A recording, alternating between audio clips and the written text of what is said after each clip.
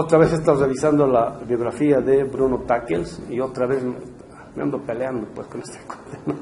Entonces, ahora voy a mostrar alguna evidencia de por qué me peleo con él. Alguna evidencia, básicamente dos, ¿no? que he traído. Y hay que tener cuidado siempre con...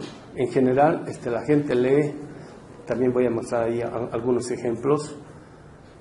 Es el tipo de lectura propiciado por la racionalidad moderna que afirma a lo que se ve, que es el ente, como si fuese la única forma de realidad. En este caso, lecturas literales, ¿no? Entonces, el tipo de lecturas literales conducen a una afirmación ingenua de que lo que aparece, o lo literal, es toda la realidad, ¿no? Entonces, ahí es donde la modernidad seculariza y racionaliza esta idea de que yo solamente creo lo que veo o lo que toco, ¿no? El resto, si no lo veo, es como si no existiera. Entonces, parte del fetichismo es hacer desaparecer los problemas de tal modo que, pues, pareciera que no existen, pero existen. Entonces, ¿cómo podemos ir más allá de la simple apariencia? Es, digamos, el problema del método dialéctico y con el cual toda esta gente se inmiscuye, digamos, en serio, ¿no?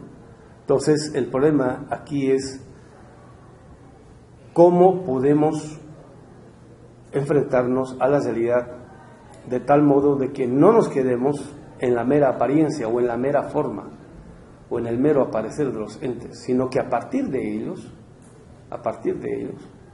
nos remontemos hacia lo que está escondido en ellos.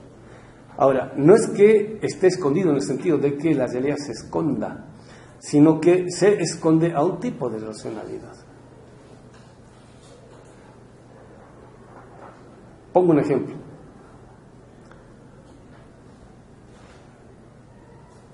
Los esclavos africanos en Estados Unidos, ¿no? Cuando se acerca el patrón, bueno, todos intentan esconderse o tratar de mimetizarse o desaparecer o disimular, etcétera, etcétera, ¿no? Porque se acerca el patrón o el capataz, sinónimo de peligro, ¿no? Entonces, no es que ellos no puedan ser conocidos o, digamos, sean, por decir, misterio en sentido estricto, sino es por el tipo de relación. Entonces, como la modernidad, el sujeto en la modernidad trata la realidad como objeto, entonces ella no es que sea misteriosa en sí misma, sino que se evade por el tipo de relación que un tipo de humanidad produce. ¿Se entiende esto, compañeros? Es como ahora, digamos, con el famoso acoso feminicida, ¿no? Entonces, en lugares más o menos peligrosos, todo eso, está caminando una muchacha, dos muchachos, aparecen ahí tipos más o menos raros, ¿no? O sea, hay que evadirse. ¿Sí se entiende, no? Entonces, a la realidad, especialmente a la naturaleza, le pasa eso. Se va de ella. Pero no es que en sí misma esa sea su naturaleza. ¿Sí se entiende? Entonces, cuando cambia completamente el trato, en el sentido de que el sujeto trata a la realidad como la realidad más preciosa, cambia la relación. ¿Sí se entiende, compañeros? Entonces, la realidad en sí misma ya no es evasión, ya no es ocultarse. Entonces, hasta Marx dice, ¿no? La realidad gusta de ocultarse. No. Si la naturaleza va a ser explotada, no, pues tiene que ocultarse, por decir. Pero si va a ser acariciada, bien tratada, cuidada, no, pues es como a las mascotas, sean gatos o perros, cuando sus dueños los tratan muy bien, no, pues van ahí no ve. ¿Sí se entiende? ¿Ve? Entonces, no es que la realidad en sí misma guste ocultarse, no, sino el tipo de relación que un tipo de humanidad establece con la realidad. Entonces, por eso tiene sentido esto que dice Marx, ¿no? Lo que sea la subjetividad humana se deduce del tipo de relación que entabla el ser humano con la naturaleza. Si la trata como objeto,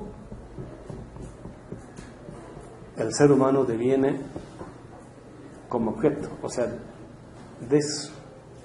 deshumano. Si la trata como sujeto, ahí es donde se humaniza. No es que el ser humano humaniza a la naturaleza. ¿Sí se entiende?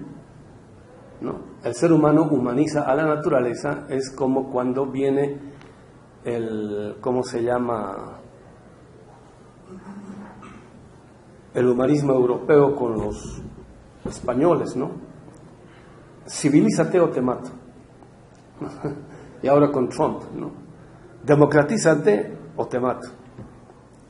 ¿No? ¿Sí se entiende? No es a la fuerza, pues.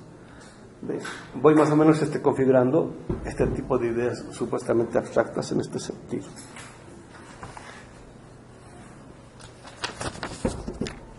Este biógrafo, Bruno Tackels, en la página 43 de la biografía de Benjamin, por ejemplo, dice, está haciendo unas reflexiones relativas al carácter de la nobleza o del pensamiento noble. Entonces, comentando a las reflexiones de Benjamin, dice, una verdadera transformación del mundo no puede surgir de una nivelación democrática a la altura de las masas populares,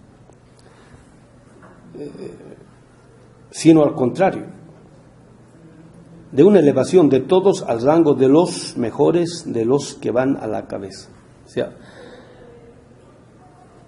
él está haciendo decir, o le está haciendo aparecer a Benjamin como si él, digamos, despreciara al pueblo como unas vulgares masas populares, ¿no? Y entonces, frente a eso, lo que hay que hacer es producir, digamos, a los mejores, los superiores, los que van a la cabeza, y que el resto les siga a ellos. Más abajo dice, está comentando acá una cita.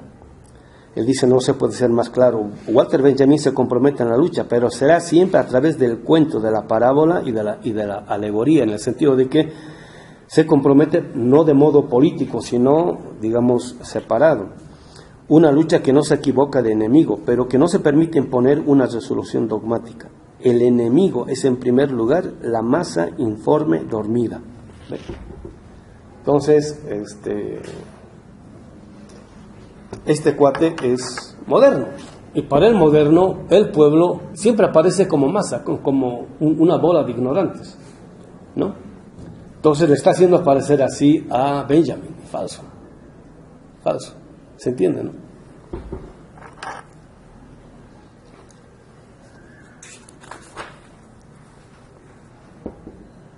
Aquí está. Entonces aquí está comentando un viaje que hace Walter Benjamin a Jaubinga, o desde Jaubinga, que les dije, ¿no? que tiene esta cultura de los viajes culturales. Y ahí es donde escribe un diario de aprendizaje. Entonces, yo he comparado esta traducción con la traducción que aparece en la obra completa. Está en el libro 6, son todos los escritos biográficos de Benjamin. No he traído el chonchonante porque es pesado, además, para una cita nomás. Entonces, ahora, fíjense,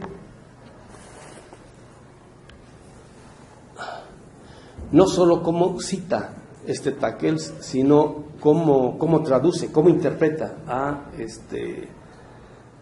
Benjamin, y cómo este servidor va a citar a Benjamin y va a interpretar a Benjamin, ¿no? Entonces es la forma de la lectura, cómo se lee. Y para producir otra forma de la lectura, yo no estoy diciendo hay que ser inteligente, no, hay que tener bien claro el locus. el desde dónde uno está preguntando. Eso tiene que estar clarísimo, o sea, que la forma de la terrenalidad, ¿no?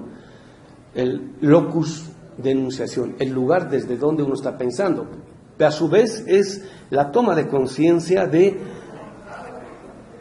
saber con claridad el locus desde el cual, en este caso, Benjamin, o un pensador como Benjamin, está pensando. Tampoco está pensando en abstracto, en el aire, ¿no? Sino siempre uno está ubicado desde un lugar. ¿Se entiende esto, compañero? O sea, esa doble conciencia hay que tenerla. De lo contrario, o sea, no es que uno sea inteligente, sino que uno se da cuenta cuando tiene claridad al respecto. Entonces, Benjamin,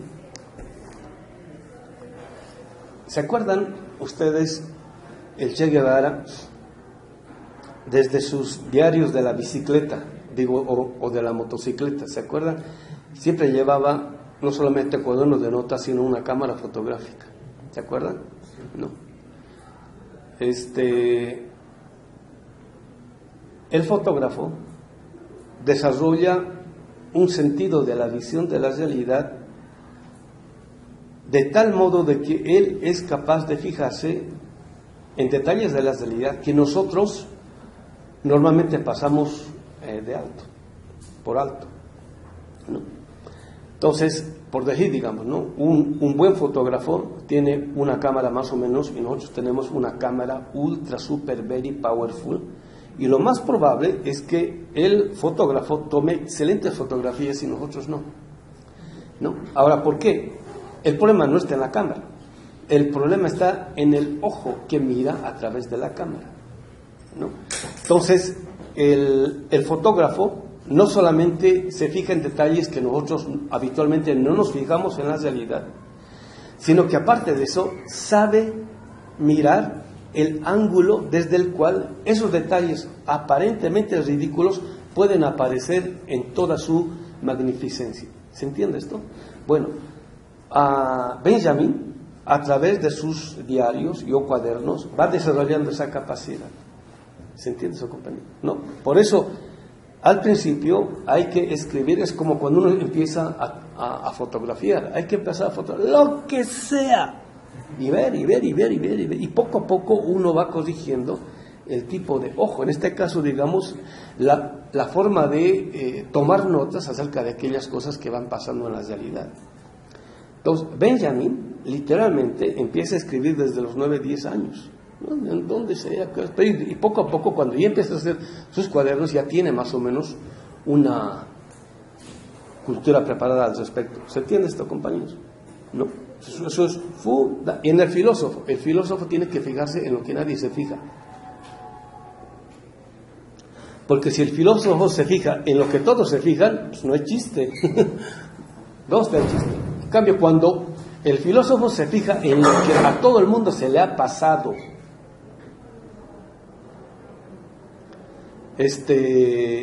entonces puede haber contribución. ¿Sí se entiende, compañeros? ¿No? Entonces, el pensamiento filosófico tiene que ser capaz de contribuir. Mucha gente dice formas de mirada. No, no son formas de mirada, son formas de comprensión.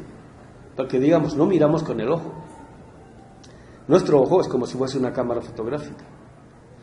Miramos culturalmente, históricamente, políticamente, existencialmente, etcétera, etcétera. Entonces, por eso el Che podía fijarse en cosas que habitualmente uno ni se fija ni se da cuenta. Entonces, esto es lo que pasa con esta cita. Entonces, él, con varios cuates, se ha ido, están yendo hacia el sur, hacia Italia, que hay otros lugares. Entonces, bueno, en ese entonces era en tren o en carrozas, ¿no? Y a veces a pie, todo eso. 1911, 12, 13 más o menos. Dice en la página 44 Bruno Tackels: en este diario de aprendizaje, sorprendentemente maduro para una pluma tan joven. Entonces, ahora, aunque se escriba en computadora, igual se sigue diciendo una pluma, pero ya es una metáfora. Aquí es literal. Entonces la pluma tiene que ser literal, compañeros, ¿no? Desde ahí se puede elevar al ámbito de la metáfora. Benjamín muestra una incisiva mirada crítica. Y evidentemente hay una mirada crítica de la cual ni el propio Tackel se da cuenta. Cita. Voy a leer la cita completa en esta traducción y después de eso la cita completa en la traducción de la obra completa. Y el modo como citan o traducen en la obra completa es mucho mejor y aclarador del modo como cita este cuate. Bueno, este cuate está citando de la traducción al francés. Un tema, dice Benjamín, 2 puntos, religión y naturaleza, entre paréntesis, religión de la naturaleza. El campesino tiene que ser religioso. Cada año vive el milagro de sembrar y recolectar. Para el habitante de las grandes ciudades, a la vez que se va perdiendo la naturaleza, se pierde también, quizá, la religión. En su lugar aparece el sentimiento social. Fin de la cita. Continúa Tackel.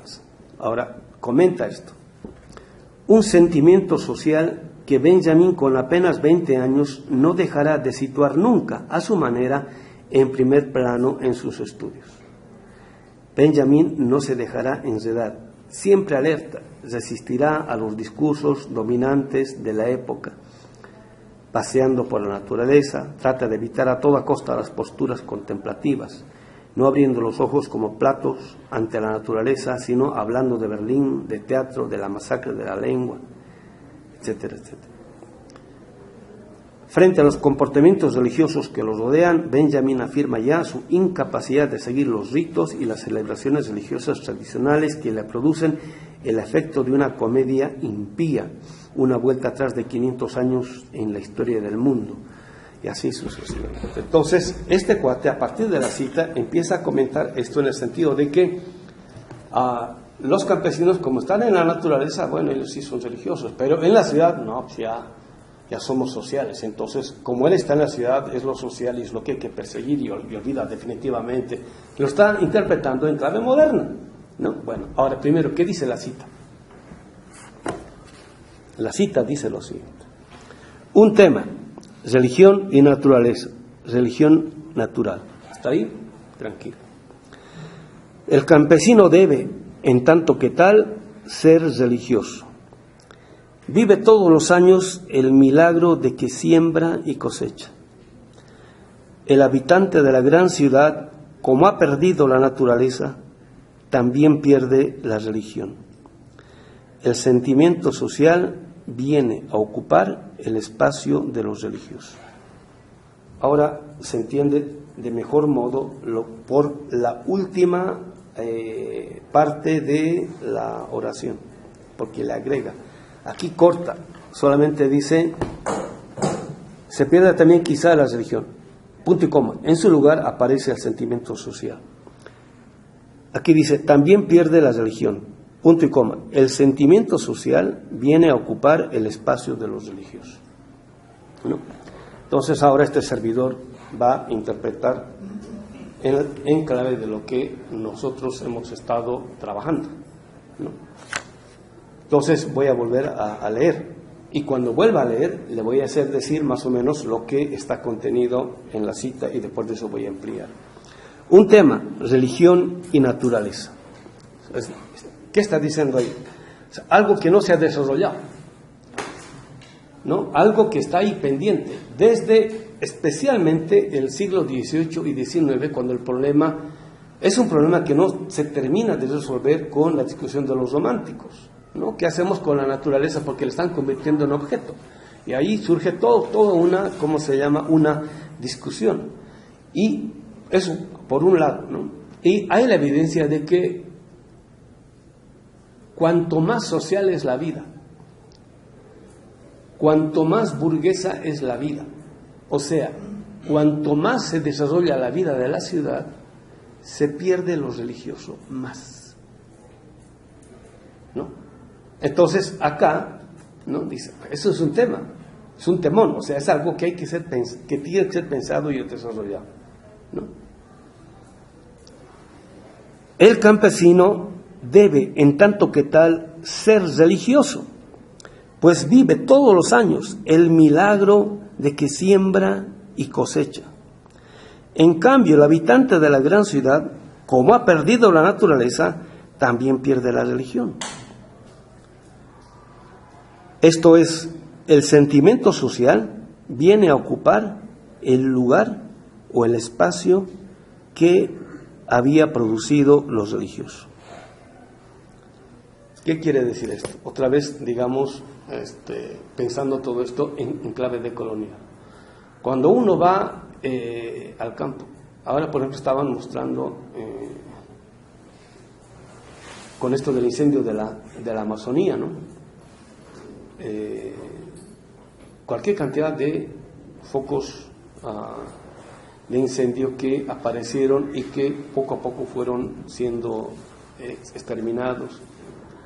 En la vegetación, animales, hay lugares donde huele solamente a carne, ¿no? Y es a carne quemada, o sea, es de los animales que se han quemado. Entonces hay lugares que prácticamente son páramos desiertos abandonados, y ahora están mostrando fotos que aún así sale un brotecito verde, como los tankers están echando agua, cualquier cantidad, los aviones están cargando agua, y de pronto pum, sale.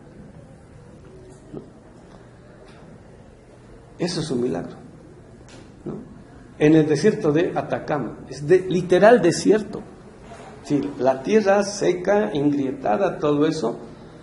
Hace poquito llovió un poco, ¿no? Y de pronto, ahora están mostrando, en medio del desierto, en estos entrevertijos de la tierra agrietada, flores. O sea, no son solo plantas, sino que flores. Está empezando a florecer. Bueno, el que después de los inviernos, acá no se nota mucho, pero digamos el país del norte o en el sur, cuando llega el invierno, literalmente los árboles pierden flores, hojas, frutos, todo, pues. O sea, pareciera un desierto o sea, no hay nada. Y de pronto llega la primavera y empiezan los primeros brotes. Es un milagro. Entonces, por el tipo de milagro al cual se enfrentan la gente que está, no voy a decir el campesino, porque es una palabra moderna, ¿no? El tipo de gente que desarrolla una forma de vida en relación con el milagro que significa la producción y reproducción de aquello que hace posible la vida humana, no solamente la vida de la naturaleza. Ese tipo de contacto con este tipo de milagro produce una relación con el misterio que está contenido en la aparición de ese milagro, ¿no? Y una forma de respuesta a este dato de la existencia es el espacio religioso, en el óptimo sentido de la palabra, porque están en contacto directo con lo misterioso. Siempre se afirmaba esta afirmación de Emiliano Zapata, que todo el mundo lo dice y lo cita como que la tierra es para los que la trabajan. Eso está mochado, amputado, con segundas intenciones, porque él dice, ¿no? La tierra es para quien la trabaja con las manos, porque se la puede trabajar industrialmente o de modo mecanizado, pero cuando uno se relaciona con la naturaleza a través de las manos, ¿no? Es cuando entra en contacto físico con este tipo de milagro. Entonces, ello le permite tener una visión de la realidad mediada por el milagro mucho más amplia, porque sabe la función que tienen no solamente las estaciones, sino también las lluvias, los vientos, el frío, el calor, etcétera, etcétera. Que por ejemplo en invierno, ¿no? Todo lo que se cosecha en otoño, ¿no? Después de las lluvias, todo lo que se cosecha en otoño, una parte, digamos la mitad, es para consumo inmediato, digamos hasta bueno, allá es al revés, este invierno es más o menos junio, julio, no, mayo, junio, julio, es más o menos invierno allá. Entonces, la época de la cosecha sería más o menos marzo, abril, ¿no? Entonces, toda esa producción, digamos, de la papa va a alcanzar, digamos, hasta octubre, noviembre, ¿no? Pero después de eso hay que seguir comiendo. Entonces, se espera el invierno, ¿no?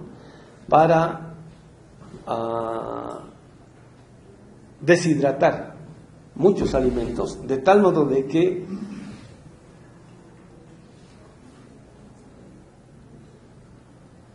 digamos diciembre, enero, febrero, o sea, hasta la siguiente cosecha haya que comer, ¿no? Entonces, digamos, el ser humano no produce esa regularidad, produce la naturaleza, y a veces no se cumple, y por eso está en contacto directo con este tipo de relación. Entonces, ellos saben exactamente cuándo, cómo nace, cómo se produce el alimento, cómo se lo consume, cómo se lo gasta, etcétera, etcétera. Lo que cuesta todo eso producir, ¿no? En la ciudad ese tipo de conocimiento ya no se tiene. Es como dice Marx, ¿no? En los países productores de materias primas, yo ponía como ejemplo el mineral, ¿no? Entonces, desde que llegan los españoles a estas tierras, la explotación del mineral es prácticamente a mano, a pala y pico, ¿no? Entonces, los mineros ingresan a la mina, ¿no? Y es a pala y pico, en esos socavones, no, hombre, ¿no? Y donde prácticamente están entablando la posibilidad de la muerte todos los días, porque se pueden derrumbar los socavones, porque no existía la tecnología de hoy, ¿no? Ahora, digamos, se hace ese tipo de explotación con mucha tecnología, pero en ese entonces no. Entonces, todo ese sufrimiento, ¿no? Porque una vez que entran a la mina, no pueden salir, por decir, digamos, quien está en la fábrica, tiene ganas de ir al baño, va a ir al baño, ¿no? Va a hacer el 1 o el 2, vuelve y continúa trabajando. En la mina no. Llega la hora de que de la comida, en la fábrica van al comedor y ahí comen, toman sus refresquitos, todo eso. En la mina no, hay que cargar el alimento. Se entran a la mina tipo 7, 8 de la mañana y están saliendo tipo 6, 7 de la tarde de la mina. O sea, todo el día lo han vivido ahí adentro como si fuese de noche, ¿no? Y sacan desde lo profundo, pues hay que ver sus documentales, es grave, ¿no? Sacan a pulso, en costales, el mineral, sacan así, a pulso. Pero no solamente se saca el mineral, se saca también la tierra, porque hay que seguir cavando, ¿no? A pulso sacan ahí, por ¿cómo se llama? Socavones, de este ancho, donde nadie camina parado, erguido, todo es a cuclillas van jalando, es literal, ¿no? Y así sacan hasta afuera. Una vez que sacan afuera, que le dicen a la mina, hay que chancar, o sea, hay que separar, digamos, la roca que no sirve o la tierra del mineral. Y era a mano, hasta el 52 más o menos, era a mano, que hacían con un martillo, separar ahí, ¿no? Y después de eso, casi a mano, en costales, poner a costales que los sacaban en llamas o en mulas, ¿no? A veces en caballos, desde Potosí hasta Arica, hasta el litoral, ¿cómo se llama?, del Pacífico, para que en barcos los lleven a Inglaterra, a las minas. Entonces, todo eso a mano, otro sufrimiento, explotación, miseria, enfermedad, etcétera, etcétera. Es normal que los mineros murieran. Entonces, dice Marx, cuando llega raw material, en inglés, y él cita así raw material, la materia bruta, a la fábrica, al empresario y hasta al obrero, le aparece el raw material como si hubiese caído del cielo.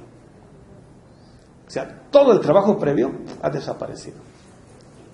O sea, aquí pasa algo similar, ¿no? Entonces, en la ciudad, todo el trabajo que implica la producción del alimento con el cual existe la vida humana ha desaparecido. Aparece bien bonito en el mercado. ¿Sí se entiende? Como si hubiese caído del cielo, ¿no? Y además, es más, ¿no? El burgués tiene dinero. Yo quiero esto, ¿no? Por decir, el kilo de frijol, ¿no? ¿Cuánto cuesta el kilo de frijol en Walmart? 28 pesos, ¿no? Basura, literal basura. Entonces yo voy al pueblo, ¿cuánto cuesta el kilo de frijol? 40 pesos. ¿No? Entonces hablo con el productor de frijol. Lo que cuesta eso, lo que cuesta producir eso. Y eso sí sirve para la vida. Independientemente de que sea rico, porque es muy delicioso, etcétera, etcétera. No, y platica, no, si me dicen, no, es que esto es que hemos así.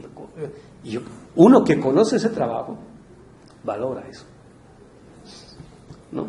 Entonces, bueno, ya, está bien, dame 2, 3, 4 kilos, qué sé yo. Ahí me abastezco, digamos, que de una vez, ¿no? Entonces agarra el dinero, ¿no? ¿Sí se entiende? Cambio, voy al mercado, al Walmart, que me fijo en la marca, ¿no? Y lo más barato, que tengo dinero, o sea, todo el trabajo previo, ya queda eliminado. Entonces, en el espacio social, el espacio que se abre en la producción y reproducción de la vida desaparece. ¿Sí se entiende? Entonces, en el espacio en el cual aparece el ser humano ligado directamente a la producción y reproducción de la vida, es el espacio que abre a lo misterioso, en este caso a lo religioso, en el caso nuestro a lo místico. En el espacio social, que es el espacio de la ciudad, el espacio burgués, ese espacio desaparece. Ocupa eso lo social, lo burgués, lo moderno. Y por eso, como ya no hay relación directa con el misterio que es la producción y reproducción de la vida, aparece lo social. Y esto lo dice claro Marx. ¿Sí se entiende, compañero? Ven que hay formas de interpretar. Bueno, este tipo de espacio que aparece entre la producción y la reproducción de la vida, gracias a lo cual aparece primero lo religioso y después de eso lo místico, es algo que nunca va a abandonar Benjamin, ¿no? Entonces ustedes dirán, wow, maestro, usted sí que se ha leído toda la obra de, ¿cómo se llama?, de Benjamin, por eso dice eso. No, aquí estoy citando yo a, ¿cómo se llama?, a Scholem. Miren lo que dice Scholem.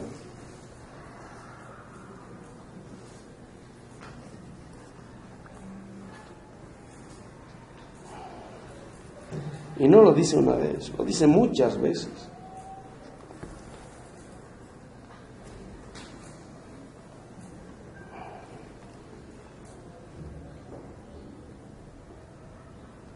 Y eso que no me voy a detener, aquí está.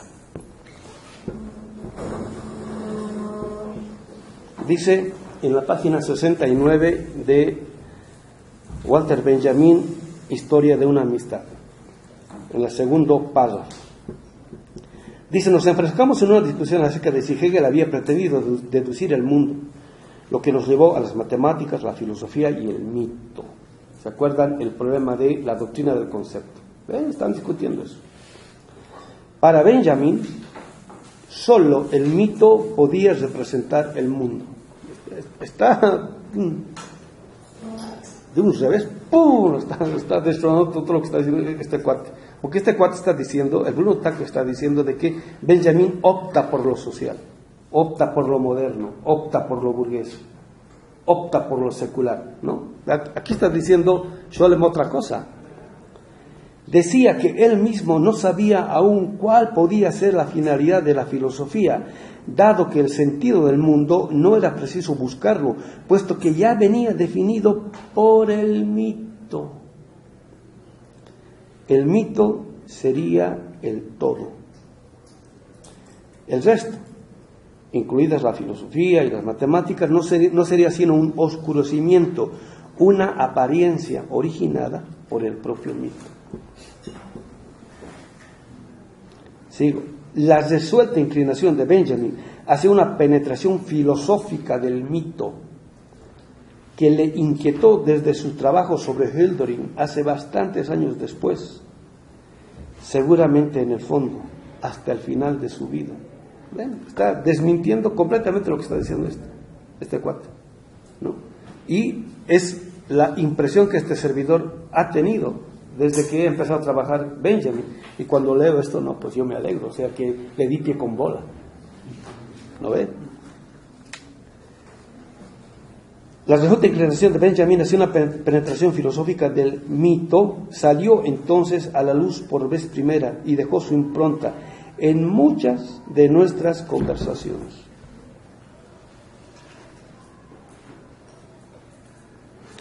La página 71. El espíritu de Benjamin gira. Bueno, él dice, en mi diario escribí, dice Scholem. Él se cita a sí mismo. El espíritu de Benjamin gira y seguirá girando mucho tiempo aún alrededor del fenómeno del mito, que él aborda desde los más diferentes puntos de vista, desde la historia, para lo cual parte del romanticismo, desde la poesía a partir de Hölderlin, desde la religión a partir del judaísmo y desde el derecho. Si alguna vez llego a tener una filosofía propia, me decía Benjamin, dice Scholem, será de alguna manera una filosofía del judaísmo. ¿Qué tal? Está desmintiendo completamente este cuate. ¿Sí se entiende, no? Bueno, si nosotros alguna vez llegamos a tener una filosofía, en el caso de ustedes, del mundo maya azteca, en el caso de este servidor, del mundo andino amazónico. ¿Sí se entiende? Pues para eso es toda esta preparación. Y los europeos han hecho una filosofía respecto de sus mitos, una secularización también respecto de sus mitos. La filosofía es una forma de secularización. Los griegos han hecho también una filosofía respecto de sus mitos.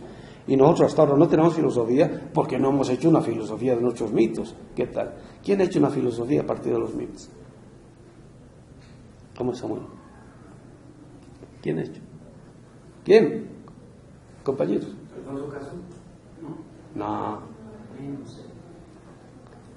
Cuando digo nosotros, está hablando de todos los pueblos amerindianos, inclusive, o sea, no solamente México, ¿no? O sea, elevar los mitos al plano del concepto, y para ellos un sistema. Estamos en un sistema. ¿Qué tal, compañeros? ¿Cómo es? O sea, alguien, ¿no?, que es la tematización explícita de la doctrina del concepto. Y evidentemente se empieza de las luchas, a la zapata, a la villa, etcétera. Desde ahí se empieza la producción del frijol, del maíz. Desde ahí se empieza, compañeros. Los zapatistas, los movimientos de liberación, desde ahí se empieza. Y poco a poco se eleva a lo que está presupuesto en última instancia. Eso es hacer filosofía. O sea, hemos hecho eso. ¿Cómo es, compañeros? Es una pregunta dura, ¿no?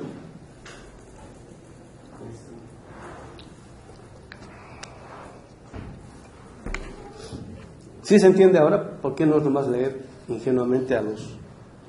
Entonces, mucha gente está leyendo esta biografía y la de Eilan y Jennings, ¿no? Y se van a quedar en eso. O sea, más allá de esto no van a ir. Continuamos.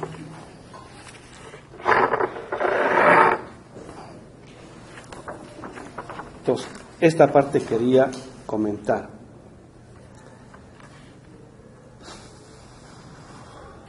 La página 63. Ya está llegando al momento en el cual, en 1913, se va a conocer con Scholem. Y en el caso de Benjamin Scholem, Bloch, Lukács, el propio Marx, o sea, los que han producido ese pensamiento, la relación o ligación con lo político es fundamental, ¿no? En el caso de Scholem, en el caso del pensamiento judío, al interior de él tiene algo que decir porque su preocupación es de naturaleza política en última instancia, ¿no? Se aparten de eso, de ese tipo de contradicciones que se dan. Y su obra es una respuesta al modo de enfrentamiento con lo político que se están enfrentando. En el caso de ustedes, digamos, ¿no? La reflexión tiene que partir desde el surgimiento o la insurgencia zapatista hasta el fenómeno de la Cuarta Transformación. Esa es su coyuntura histórica, que la de ustedes, ¿no? No creo que ustedes hayan nacido después del 94, ¿no? Ustedes han nacido antes del 94, ¿no ve? Entonces, o sea, el 94, aunque sea hormonalmente en la piel, de algún modo les llega y o les toca.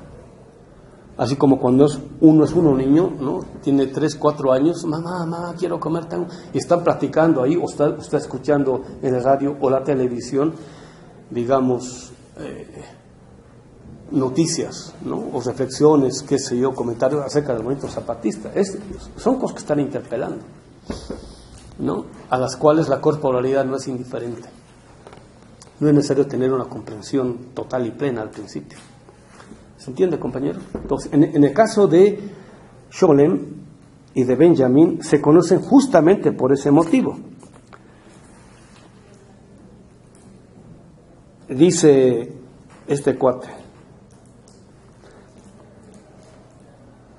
Benjamin pertenecía y fue director de una asociación de estudiantes que tenían intención de participar activamente en la producción de un nuevo tipo de currícula para el estudiantado en general, con incidencia política en la realidad. No era un club de estudiantes para organizar, qué sé yo, las posas de la UNAM, ¿no? No, era algo comprometido, digamos, ¿no? Entonces, habían las sesiones del club de estudiantes, en torno de varias revistas, instituciones, inclusive habían maestros que alentaban esa forma de trabajo. Entonces, dice este cuate: pues este núcleo de pensamiento radical que muy pronto identificará y singularizará el proceso filosófico de Benjamin no se pondrá en realidad al servicio de ninguna causa. Falso. Al principio se pone al servicio de una causa, ¿no? Y en la medida en que él trasciende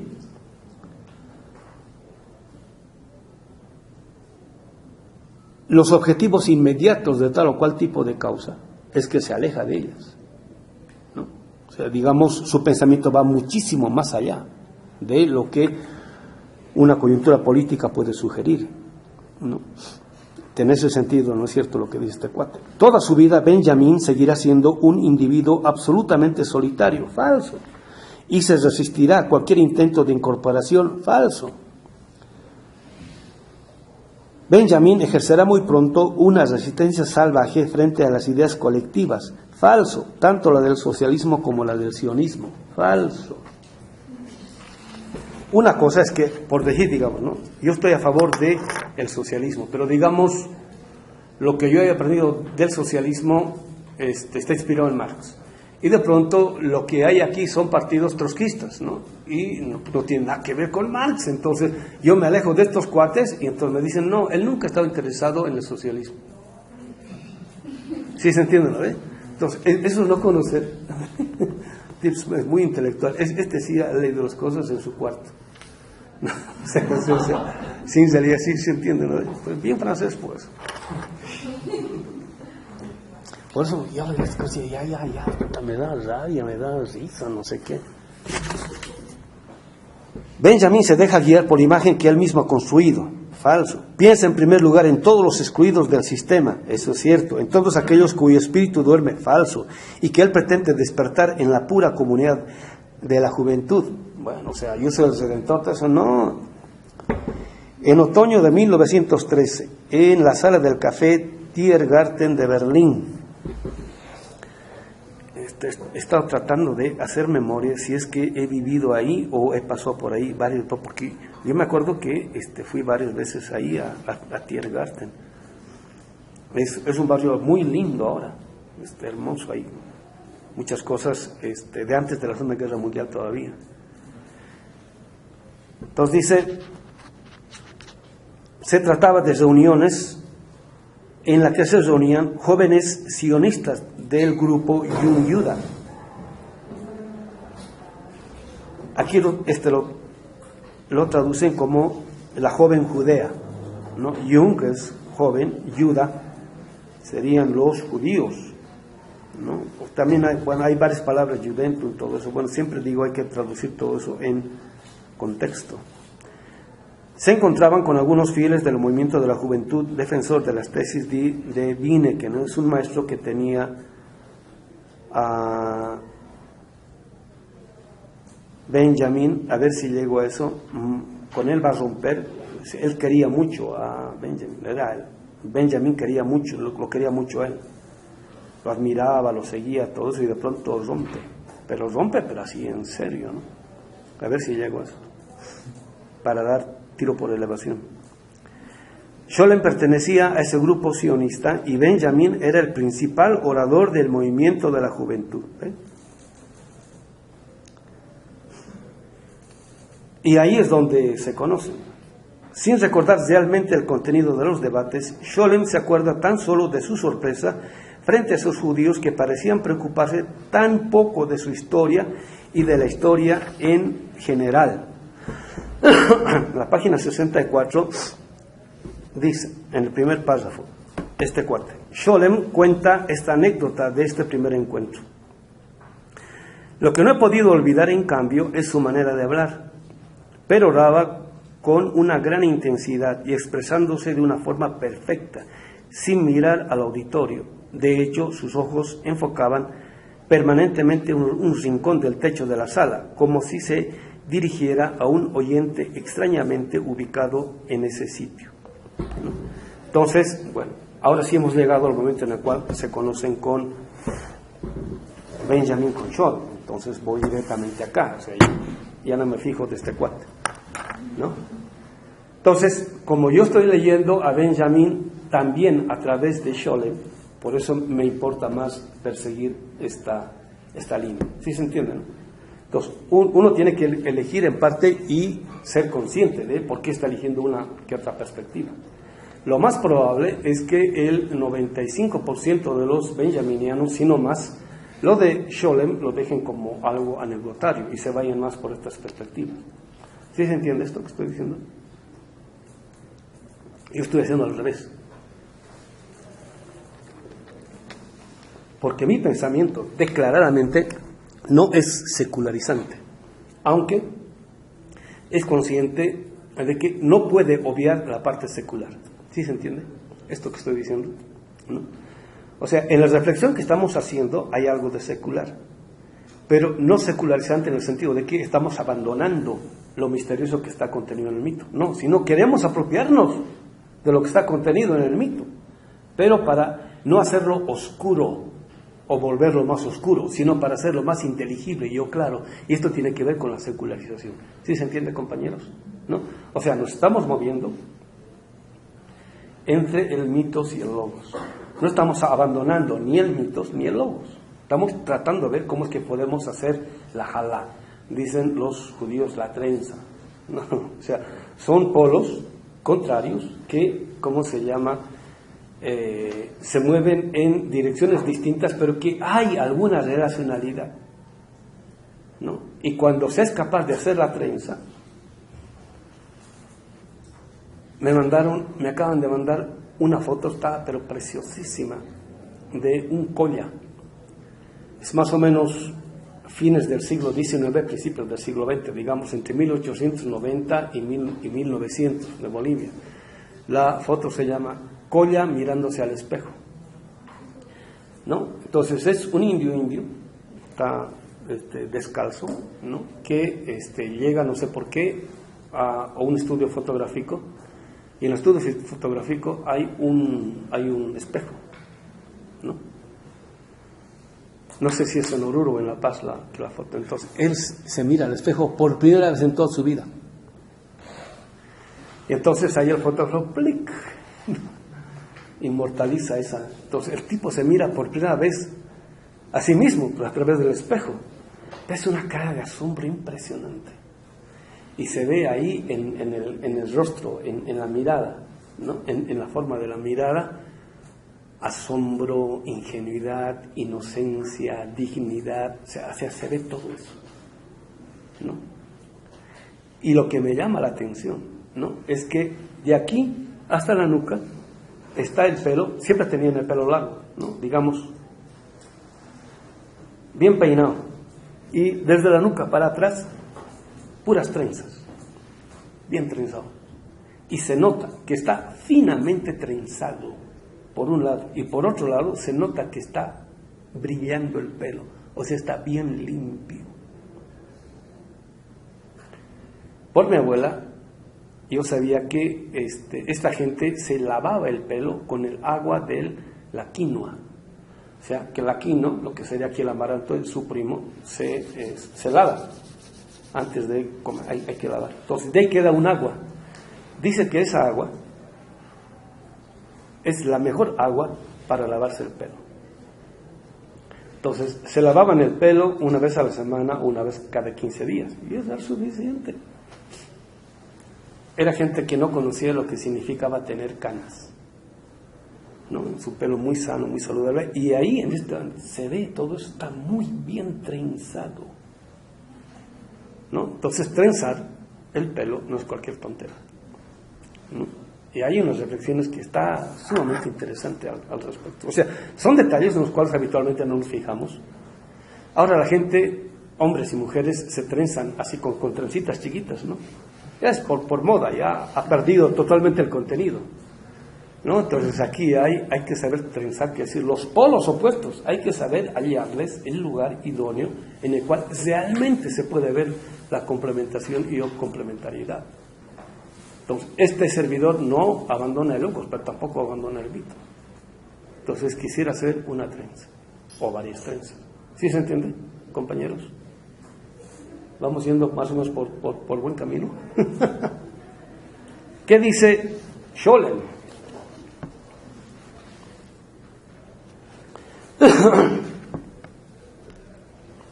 De entre los seguidores de Winneken, el principal orador acerca del cual se rumoreaba que se trataba de la cabeza mejor dotada era Walter Benjamin. Desarrolló, ellos se conocieron en un lugar donde había fuerte discusión política, digamos, tipo los cursos de Morena, por decir, ¿no? En lo cual aparecen varios oradores y discuten, ¿no? Van propuestas aquí, están discutiendo todo eso. Por un lado, el sentido de la juventud, ¿no?, porque se acerca la Primera Guerra Mundial, y por otro lado, el sentido de la vida de los propios judíos. Por eso el problema, por un lado es sionista y por otro lado es socialista, porque es gente que está ligada a las luchas políticas del país, ¿no? O sea, no es por problemas individuales, están ligadas a la realidad, ¿sí se entiende? Entonces, dice Scholem, yo tenía las mismas preocupaciones y por eso asistía a este grupo. Y de este grupo, uno de los principales oradores era Walter Benjamin. Si era de los principales oradores, eso quiere decir que es un cuate, digamos, a ver, un ejemplo de los jóvenes que están bien metidos ahí en las discusiones de Morena. Pues Juan Manuel Dussel, que es el más importante. No, pues, pero chavo, porque... O sea que los chavos entonces han perdido su tiempo con Chivas y al América, el Necaxa, ¿no? Son chavos, pues. Apenas están ingresando a la universidad, y eso todavía, ¿no? Entonces, esto es 1913. Benjamin ha nacido en 1892. ¿Cuántos años tiene? 19 años, ¿no? ¿Compañeros o cuántos? 22. Bien. Yo soy malo en matemáticas. ¿Ve? Ya, 22. ¿Quién de ustedes tiene 22? 22. Oh, wow. Ahí está, suerte. Alegría, alegría.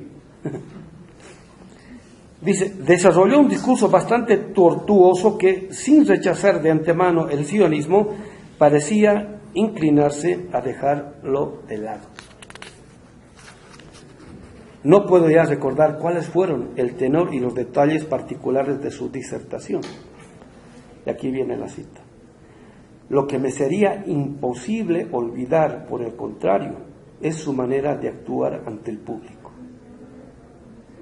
Sin mirar a los allí presentes, hablaba con gran intensidad y contenida expresión. Hablaba con gran intensidad y contenida expresión hacia un rincón en lo alto de la sala. O sea, cuando hablaba, no miraba a la gente, sino que miraba, por decir, allá o allá. O sea, que miraba allá. En el que mantenía su mirada permanentemente fija. Por lo demás, no recuerdo tampoco qué fue lo que los sionistas le replicaron. Después de ello, hace una reflexión respecto a por qué es que Benjamín hacía eso, ¿no? Entonces, no fue una sola vez, así que le dejó impresionado a Scholem. Y Scholem, si son ¿cuántos años? A ver, sí. Scholem nace en 1895. 3 años de diferencia, ¿no? Y con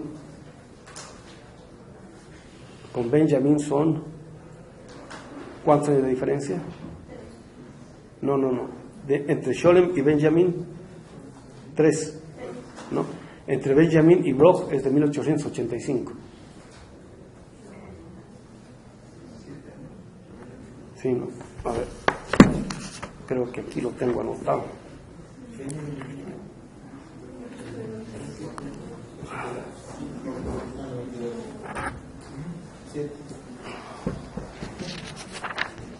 Aquí está, exactamente.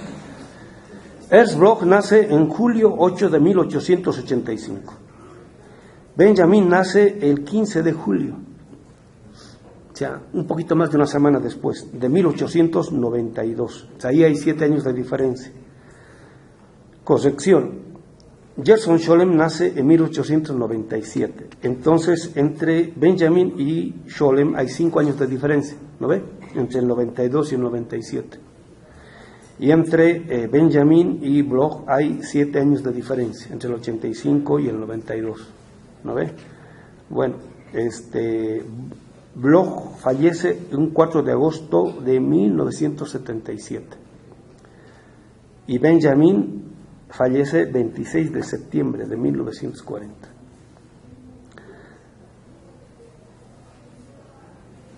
Y Scholem un 21 de febrero de 1982. Scholem nació en diciembre 5. Entonces, creo que la siguiente semana es 26 de septiembre. De ahí cuando va a fallecer, ¿cómo se llama? Benjamin, ¿no? Entonces, 5 años menos, 1897 a 1913, ¿cuántos años tiene Scholem? 16. Digamos 17, ¿no? Está bien metido en estas cosas. 17 años. A los 17 años, ¿qué estaban haciendo?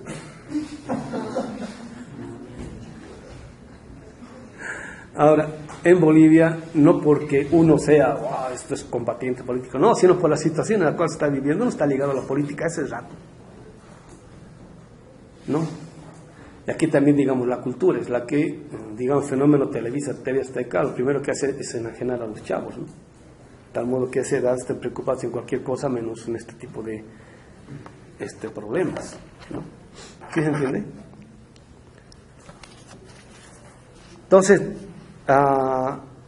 cuenta que se vieron en este tipo de reuniones 2 veces y las 2 veces Scholem quedó impactado con la exposición de Benjamin.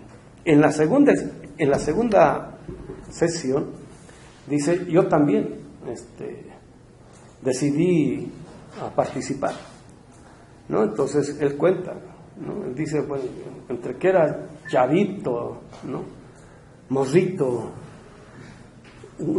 una palabra más, escuincle, ¿no? Así, de 17 años y que levanto la mano y que quiero hablar y hablo y más o menos en desorden y temblando y con miedo, sin experiencia, etcétera, etcétera, no sé qué dije, dice él, pero parece que llamó la atención. Tal es así que días después, dice, ¿ya haces esto? Dice, ¿qué dije?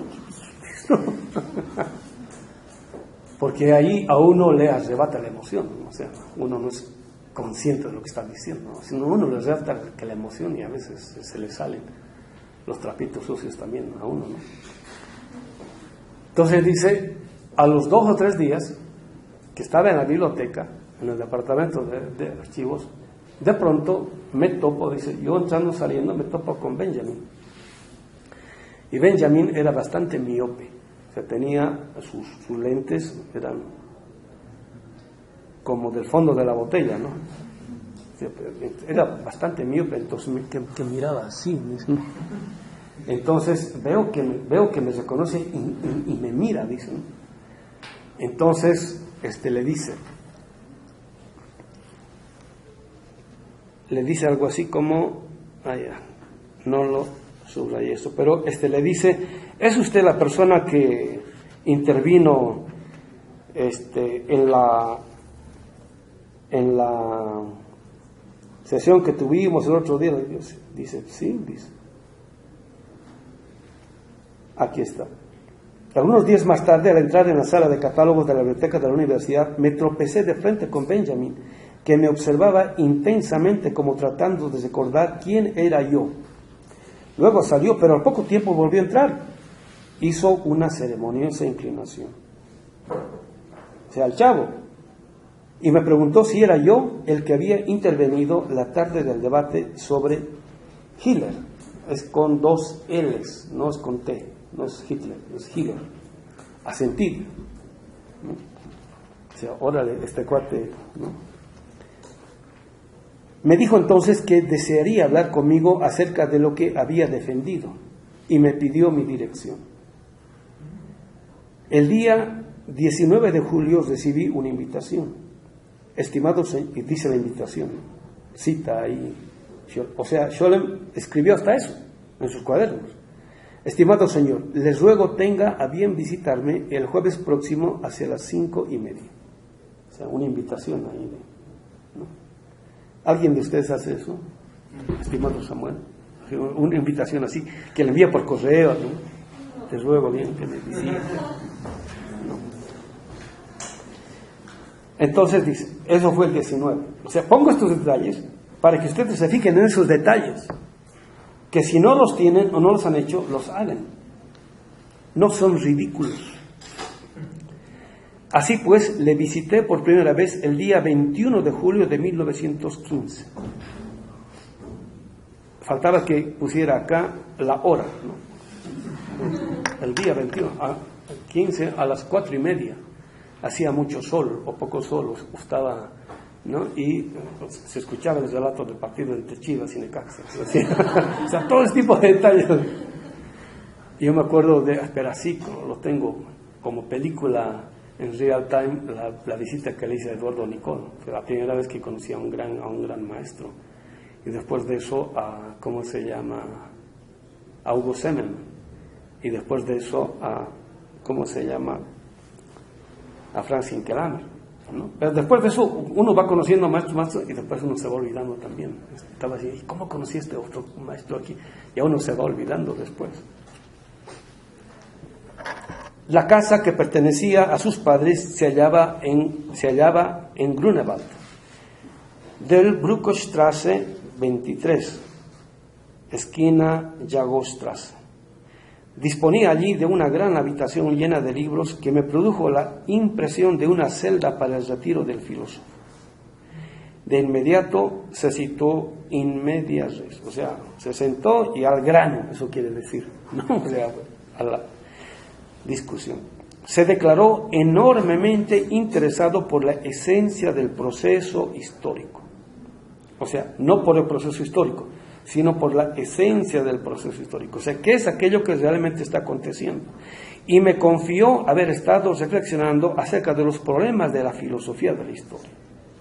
A los 22 años ya estaba preocupado, ¿no?, acerca de los problemas de la historia. Ahora, ¿por qué? Esta es una reflexión de Scholem. En aquella época, hacía ya 4 años que yo había optado por el sionismo, al que me había empujado la conciencia del autoengaño en que vivía mi círculo familiar y el ambiente que los rodeaba, así como la lectura de algunas obras sobre la historia del pueblo judío, sobre todo la Geschichte der Juden de Heinrich Gratz. Entonces, en el siglo XIX es cuando se escriben las grandes filosofías de la historia o las historias de todo, ¿no? O sea, es una época en la cual se cree que ya se tiene conocimiento respecto de toda historia, historia del género humano, historia de la naturaleza, historia de los pueblos europeos, historia de la papa, historia del maíz, historia de todo, historia de la botánica, historia, todo tipo, y hasta aquí, digamos, la historia de los judíos, ¿no? Y esta obra fue para bien y para mal, digamos, es una de las canónicas del pensamiento judío. Entonces, es escrita al calor de la difusión de la filosofía de la historia de Hegel, ¿no? O sea, digamos, en el principio están los bárbaros, los rústicos, los rudimentarios, y ahora estamos los superiores, desarrollados, racionales, etcétera, etcétera, ¿no? Entonces, Benjamin, pero también en este caso Scholem, se pelean mucho con este tipo de historia, porque es una secularización, y casi en el más sentido de la palabra, de la historia del pueblo judío. Entonces, aquí, digamos, todo lo místico sale mal parado. O sea, aparecen como los pueblos originarios, ¿sí?, mágicos, rituales, ingenuos, etcétera, etcétera, ¿no? Entonces, y aquí aparece este misterio, de que, voy a escribir alguna vez algo al respecto, de que hasta el siglo XX, muchos países, culturas o pueblos se enorgullecen, por decir, o se sienten superiores porque históricamente ellos también leían Aristóteles, por ejemplo, ¿no? O, me voy a inventar, Flores Magón es muy bueno porque leyó Aristóteles. ¡Wow! ¿No? Entonces, aquí sería, qué desgracia que leyó Aristóteles, porque leyó al principal filósofo de la dominación. O sea, el que justificó no solamente porque es que el extranjero es un bárbaro inferior, ¿no?, sino que sobre su pensamiento se fundó todo tipo de racismo y machismo, y así sucesivamente, con el cual, cuando llegaron aquí los españoles, a priori nosotros aparecimos con la fundamentación del pensamiento de Aristóteles como los bárbaros de la modernidad, los inferiores por naturaleza, y así sucesivamente, ¿no? Entonces, Heinrich Gratz es, por ejemplo, de los que dicen, no, Maimónides es uy, porque leí Aristóteles. ¿Sí se entiende? Ya estoy diciendo yo las cosas en clave de colonial, ¿no? Entonces aquí sería pecado, no venial, haber leído Aristóteles y haber tragado Aristóteles. Quien ha trabajado Aristóteles, al final le queda siempre de Aristóteles. O quien ha trabajado toda su vida, digamos, Hegel, al final le queda algo de eso. De la ética de las energías. Y estoy haciendo tiro por elevación, varias críticas. Espero que se den cuenta. ¿Sí se entiende, compañeros? Entonces, sí, eso, ¿no? Ahora, si quieren irse a estas chonchonotes, está colgado en el internet los 6 volúmenes, ¿no? Se llama Geschichte der Juden de Heinrich Gratz, ¿no? Heinrich Gratz. Y está traducido al inglés, ¿no? El volumen más delgadito tiene cerca de 600 páginas y el más chonchononote cerca de 800 páginas está. Y sobre ese, todo el mundo lo partió. ¿Por qué? Porque justifica el sionismo, el de ahora inclusive, ¿no? Pero todo esto que nosotros queremos trabajar está ocultado, velado, negado, etcétera, etcétera. Por eso este tipo de polémica. Sigo, ¿no? Aquí hay Por ejemplo, dice Scholem, ¿no? Yo intentaba unificar ambos caminos, socialismo y sionismo. ¿Ven? Está bien el socialismo porque tiene su momento emancipador, pero sin perder la cultura propia de la cual uno procede, sin perder la propia historia. Aquí el socialismo debió haber sido maya, pero lo primero que negó, ¿sí se entiende? Es el reclamo de el marxista peruano Mariátegui. Está bien el marxismo, pero tiene que ser andino, tiene que ser amáutico, y lo primero que hacen es expulsarlo, y etcétera, etcétera, ¿no? Anatematizarlo, etcétera, y por eso vamos perdiendo, y así sucesivamente. Por supuesto, yo estaba igualmente influenciado como todo sionista por Martin Buber, con quien también van a tronar feo después. Y fíjense, un maestro puede ser un buen maestro, pero en el momento de la política es donde se sabe quién es quién. Así cuando las papas se están quebrando, ahí se sabe quién es quién, ¿no? En el caso de George Simmel, por ejemplo, que es un gran maestro de muchas generaciones, ¿no? Y cuando se estalla la Primera Guerra Mundial, los jóvenes, las juventudes universitarias, están claras de que esa es una guerra de oligarquías, no es una guerra de pueblos, es una guerra de capitales, es por el comercio, por el mercado, por la repartición de países y naciones, quienes tienen derecho o no, digamos, a hacerse de tales o cuales países o continentes, por decir.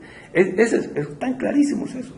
Y de pronto, un gran maestro se pone a defender esa guerra, digamos, por cuidar su puestito, etcétera, etcétera. Entonces la gente dice, no, pues tipo. O sea, se pone a defender la burguesía, por decir, ¿no? Entonces hay grandes rompimientos. Y con este Vine, con este Gile, etcétera, hay ese tipo de rompimientos. Entonces, por eso, un marco categorial pretendidamente bien revolucionoso, ¿hacia dónde conduce? Eso es. En la política es donde se ve eso. En el caso de Martin Buber también pasa eso, ¿no?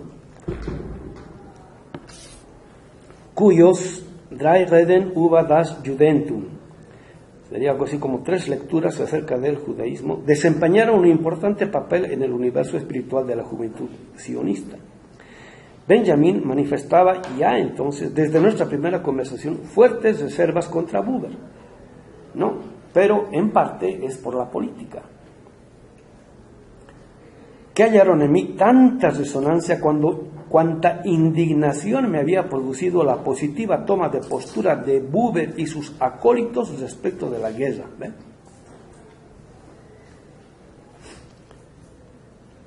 Más abajo. Al decirme Benjamin que también él compartía plenamente este punto de vista, ahí dice, les relaté mi historia personal, ahí me abrí, todos somos igual, les relaté mi historia personal, abrí mi subjetividad, o sea, había alguien con quien, poder platicar. Más adelante dice, nuestra primera conversación se prolongó durante más de 3 horas, o sea, tenían algo de qué platicar. Él dice, Scholem, estas cosas me interesa comunicarles para que tengan al Benjamin de carne y hueso. O sea, tómenlo como un carnal, con el cual hay que dialogar, discutir, aprender, etcétera, etcétera, ¿no? O sea, no es un ser humano abstracto. Algo que podemos aprender del humanismo de Marx es que cuando él habla del ser humano, nunca habla como el humanismo moderno del hombre abstracto. Su crítica al protestantismo es justamente la espiritualización del hombre abstracto, ¿no? Como si el hombre abstracto es el hombre en general, y ahí caben todos, tirios y troyanos, tanto Zapata como Donald Trump caen ahí cuando es abstracto, ¿no? Entonces siempre hay que empezar del ser humano en concreto.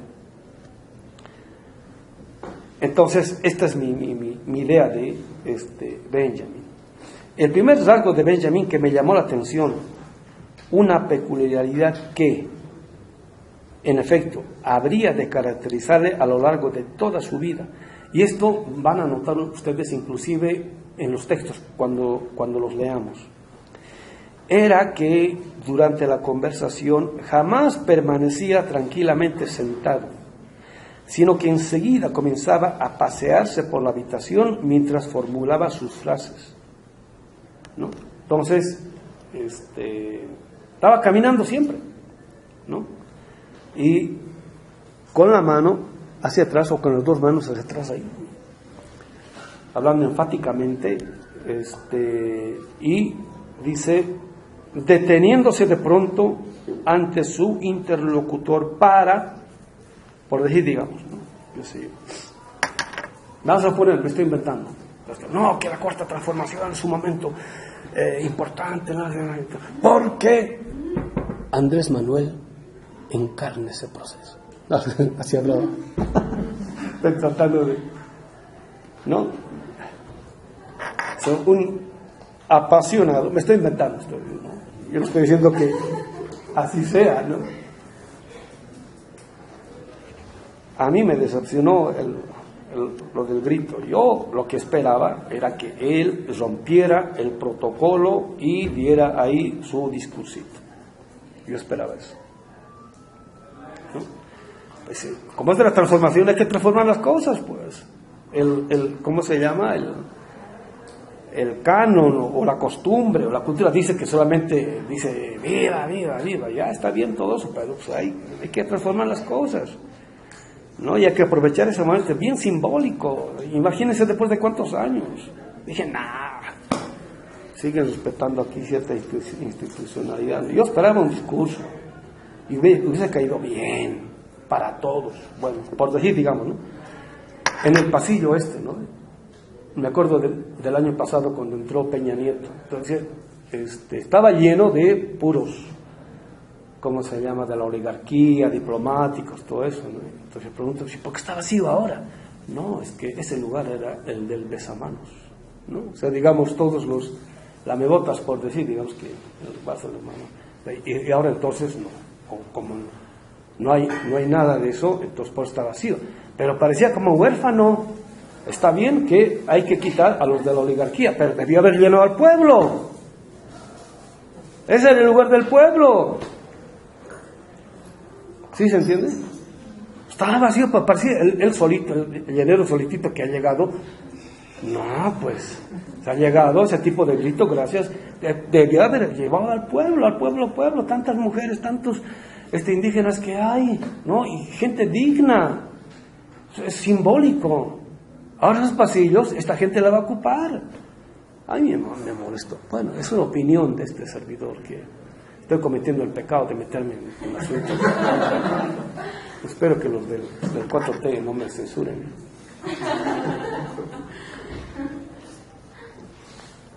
Dice, fijaba entonces su mirada, los ojos muy abiertos sobre el interlocutor, si se encontraba a solas con él, ¿no? O sea que andaba dando vueltas ahí, hablando ahí, y de pronto para enfatizar algo, ¿no? Esta rigidez de la mirada, o sea, mirar intensamente.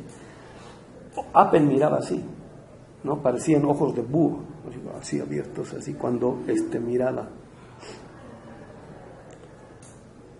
Esta rigidez de la mirada contrastaba fuertemente con la vivacidad de sus gestos. Es un tipo muy, o sea, hablaba con todo el cuerpo, eso quiere decir, ¿no? Y una persona apasionada, honesta, íntegra, habla hasta con la punta de sus pelos. ¿Sí se entiende? Eso es lo que está diciendo. En cambio, quien no habla así es porque hay cosas por ahí bien controladitas, ocultaditas, etcétera, etcétera. ¿Sí se entiende? O sea, cuando uno piensa hasta con el último de sus pelos, hasta con la punta de la uña. Eso es literal. Y aquí, cuando está hablando, habla con todo. La vivacidad de sus gestos. Me acabo de referir a su aspecto. Ahí está.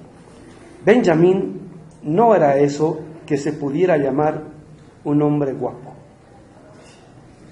este tipo de descripción yo haría de una dama, ¿no? O de una mujer, no de un hombre. Pero ha debido ser tal el impacto porque hay gente pues que tiene esta capacidad de impactar a los demás, entonces él se pone a describir y yo a relatar eso, ¿no? Pero resultaba impresionante a causa de su frente extraordinariamente alta y plana, sobre la cual emergían unos cabellos densos y abundantes, de color castaño oscuro, ligeramente ondulados y difíciles de disciplinar, tal como se mantuvieron progresivamente virados hacia el gris hasta el último momento. Está bonita la descripción, ¿no, compañeros? El tono de su voz era hermoso. ¿Qué tal?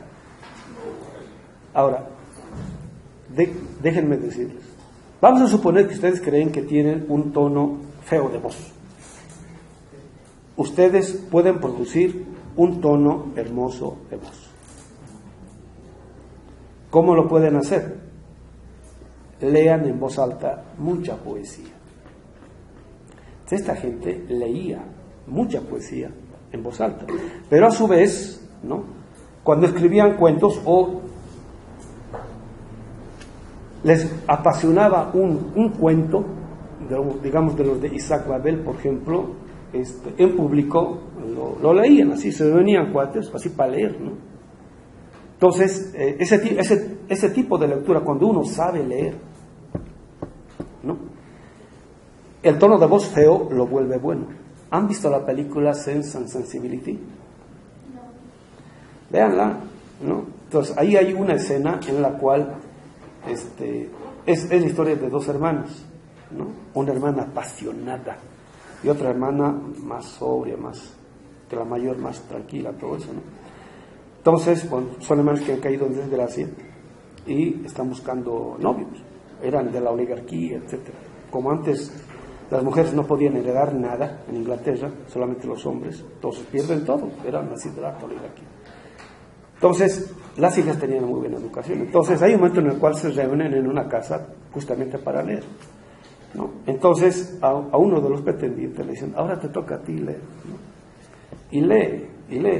Dicen, no, le dice la muchacha, no se lee así, tienes que leer con pasión, tienes que leer, me acabo de referir a su aspecto.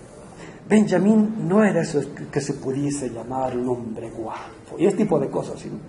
Entonces, ese tipo de lectura hace que el tono de la voz se pueda mejorar. Compañeros, si van a ser maestros, tienen que tener buen tono de voz. O sea, hay que educar eso. Están a tiempo.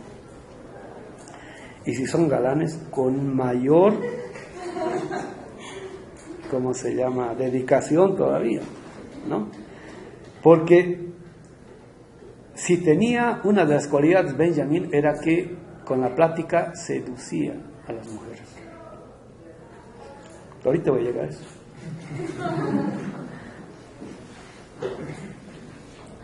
El tono de su voz era hermoso, melódico y penetrante. En la cultura judía antes, ¿no?, antes, supongo que hasta antes de la Segunda Guerra Mundial, en la literatura semita, de los judíos semitas y también de los musulmanes, bueno, semitas, ¿no?, los que viven en el Medio Oriente, por cultura tenían la costumbre de leer la Torá o el Corán cantando, ¿no?, y en voz alta.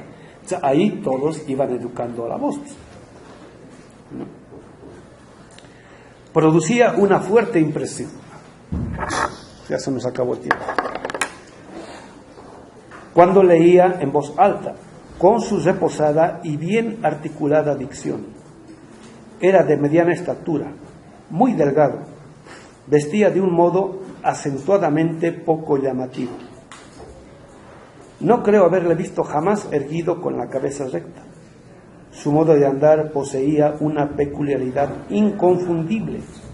Era lento y algo embarado, como tanteando cada paso, cosa que cabe atribuir tal vez a su miopía. No le gustaba andar deprisa, sino tranquilo. Su nariz era regular. La parte inferior de su rostro era todavía en aquel entonces moderadamente tierna. Su boca carnosa y sensible. Sus besos.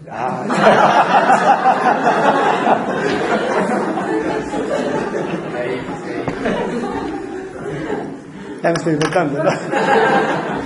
Porque yo digo, este tipo de escribir, yo lo haría de una dama, pero de un hombre, no. Pero el cuate, pues es, ¿no? Qué manera de... Y cualquiera, digamos, del LGTB diría, ve, eran... No. ¿Sí se entiende, compañeros? Bueno, aquí nos quedamos. Nos vemos la siguiente.